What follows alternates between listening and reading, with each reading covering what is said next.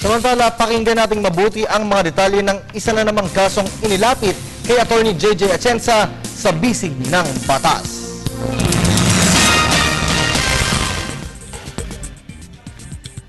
Nagmamaneho si Milo sa kahabaan ng C5 isang gabi. Habang papalapit daw siya sa U-turn slot, ay nagulat na lamang siya at sumalpok ang harapan na minamaneho niyang van sa trunk ng kotse ni Lito. Malaki ang damage sa kotse ni Lito, subalit hindi naman ito nagtamo ng kahit na anong injury. Itinatanong ni Milo kung tama daw ba si Lito nang sabihin nito sa kanya na kailangan niyang magbayad dito ng danyos, kung hindi daw ay idedemanda daw siya nito ng reckless imprudence. Ano daw ba ang reckless imprudence? Ano daw ba ang responsibilidad niya kung sakali?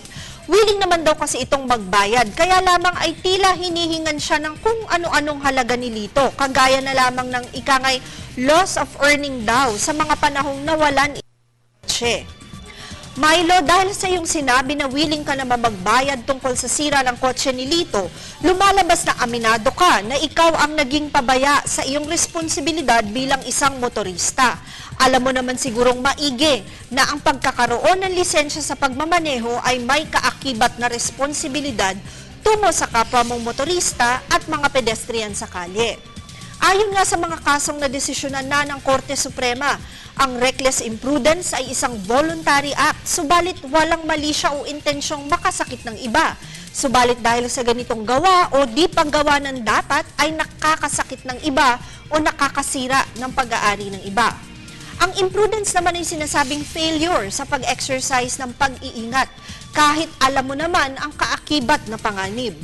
Tungkol naman sa danyos dahil sa ikangay loss of earning capacity, sinasabi ng batas na ito ay parte ng actual damages na dapat ay mapagtibay o mapatunayan sa pamamagitan ng documentary evidence at hindi maaaring dahil basta na lamang sinabing nawalan siya ng kita. Paalala lamang po na ang aming opinyon ay base sa mga detalyeng inyong ibinigay sa amin.